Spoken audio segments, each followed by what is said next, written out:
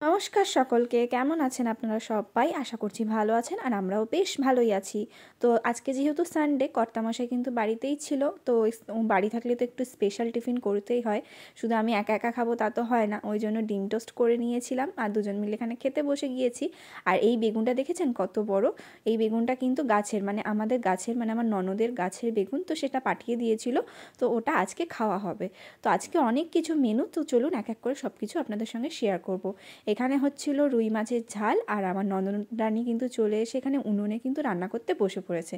দেখতেই পাচ্ছেন, যেহেতু আমি গ্যাসটা দখল করে নিয়েছি, গ্যাসে যেহেতু মানে আমি এখন উনুনে রান্না করতে পারবো না, তো ওই জন্য গ্যাসটা আমি দখল করে নিয়েছি বলে ননদরানী কিন্তু উনুনে রান্না করতে চলে এসে ওখানে বেগুনটা ভাজছিল আর অনেক কিছু হচ্ছিল।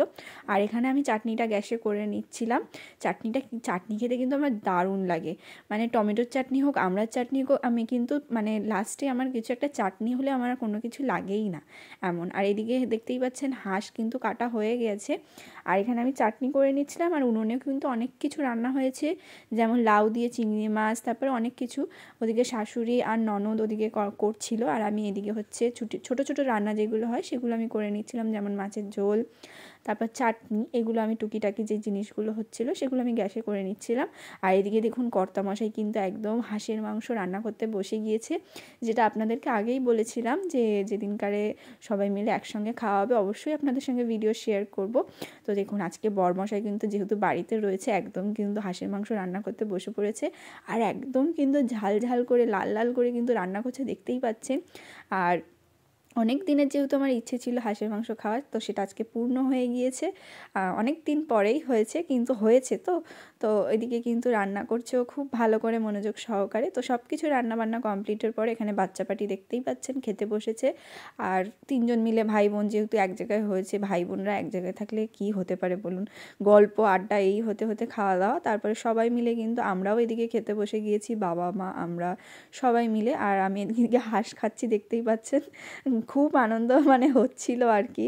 তো যেহেতু অনেক দিনের ইচ্ছে ছিল, সবাই মিলে গল্প করে করে খাচ্ছিলাম। তো সন্ধেবেলা দিদিরা হচ্ছে চলে যাচ্ছিলো, কারণ দিদির যেহেতু আগেও বলেছি দিদির দোকান আছে জামা কাপড়ের, তো সন্ধেবেলা তো খুলতে হবেই, কিছু করার নেই। তো ওরা চলে যাচ্ছিলো, আর এখানে কিন্তু ঠাকুমা হচ্ছে সন্ধে দিয়ে নিচ্ছিলো, যেহেতু সন্ধে হয়ে গিয়েছে। আর দেখুন তো সন্ধেবেলা আমাদের মন্দিরটা কীরকম লাগছে অবশ্যই কিন্তু কমেন্ট করে জানাবেন। এরকমই কিন্তু লাইট জ্বলে। আর আমাদের গোপালকে দেখেছেন একদম সোয়েটার পরে, টুপি টুপি পরে একদম রেডি হয়ে বসে পড়েছে।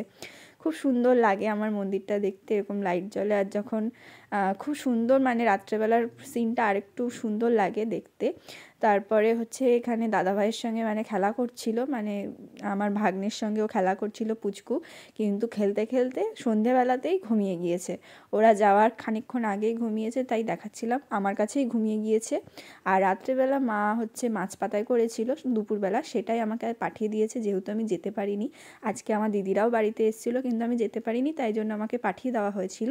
তো ভিডিওটা আপনাদের কেমন লাগলো অবশ্যই কিন্তু কমেন্ট করে জানাবেন। টাটা।